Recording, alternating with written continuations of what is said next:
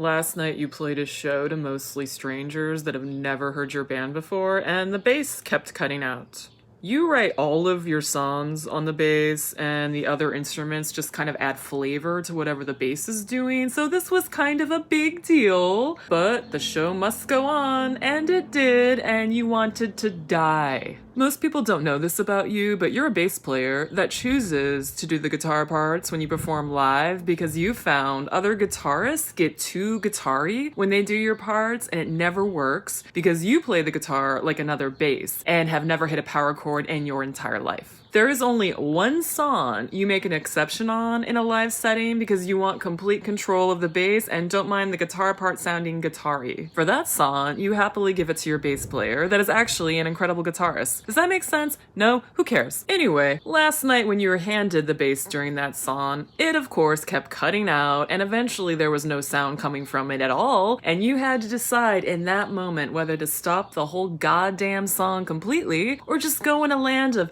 make-believe and pretend as you played it without any sound. Because you hate killing a mood and stop for nothing, you clearly chose the latter and hoped the other instruments would fill up the room enough that nobody would notice. Unfortunately, you forgot how you take a very never let them know your next move approach to songwriting, and sometimes other instruments do nothing but wait their turn to come in and out randomly, so this was just a big fucking mess. It sounded like a speaker went out during a psychedelic Beatles song, you know? At that point, you were basically doing performance art and get through the song, cut two songs out because you need the fucking bass to work, and just end things on the guitar-driven crowd pleaser. Fuck it. Thank God there wasn't a stage because you could not get off that rug fast enough. Honestly, it felt like you just had sex with somebody and it was going great, and then you said the wrong thing, and now shit is weird, and you don't know what to do with your hands, you know? Also, you just literally had that scenario happen this week, and now you have to have that happen sonically? Can you get one fucking break? Fuck. Just as all these negative thoughts are running through your head as you try not to make eye contact with a fucking soul and rush to the bathroom, somebody tells you that they loved your set. Did they hear it? And then a few other people do. And then one person loved it so much that they want to do a show with you. This completely shocks you. You know that when your band is good, it's amazing. You completely get the praise when you have a good show because you would watch your band. Last night was not one of those shows, but it was a kind reminder that no matter how good or bad you sound, somebody is gonna like you. Somebody will always fully accept you for the fuck-ups and the goosebumps because they get you, see you, and completely understand what you're about. Whether it's your love life or your creative pursuits, you're not in it for perfection. You're in it for connection.